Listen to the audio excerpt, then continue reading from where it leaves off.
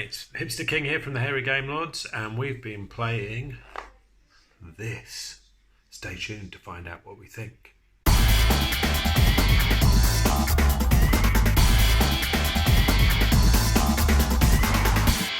Flip Over Frog. Lovely artwork on the box, really bright and colourful. In fact, it looks quite like a kid's game, and in some ways it is. I have played this with our family, and my 10-year-old really enjoyed it, and it is really simple and easy to pick up. But beneath that lies actually quite a nice little game with a lot of tactics and a good chance to sort of stab the opponents in the back and try to and play games against them whilst you try and win. So what do you have to do? Well, it is really as simple as the title of the game suggests. You start the game picking one of these discs randomly, he says, dropping it, and secretly finding out which colour of frog you are going to be playing for in the game. You randomly place these frogs onto the 4x4 grid, and at the end of the game, the person who's got the most of their colour frogs face up, once all the spaces are filled and all frogs are face up or all the tokens have gone, is the winner.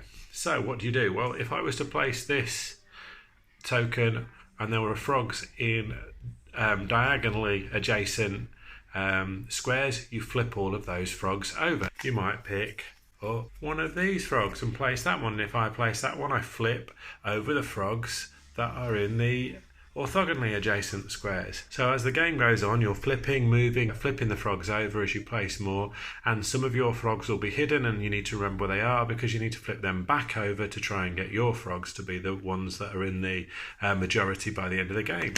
There's also a nice little critter here. You can also play a snake, and that allows you to discard the top frog of a set of frogs showing. So it's basically a race to keep flipping over those frogs either orthogonally or diagonally and be the winning frog at the end with the most of your colour facing up.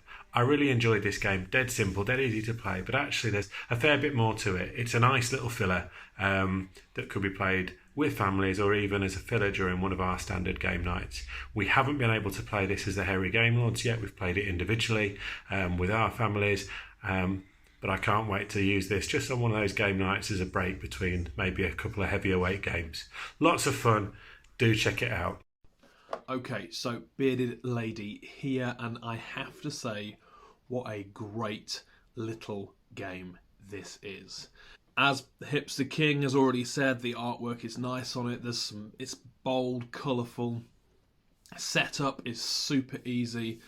Learning the game, teaching the game, just a breeze. And this is a great little family game, but not just a family game. This game would fit well on a table for a family, but also fit well as a great little filler game in a games night. There's some nice little strategy in there that can be used. No, maybe being a little bit kind of take that and jeopardising somebody else's colour from being out. As if you're playing in a 4-player game, you know that everybody else's colour is not your colour, and therefore there are great ways to stop other people from winning.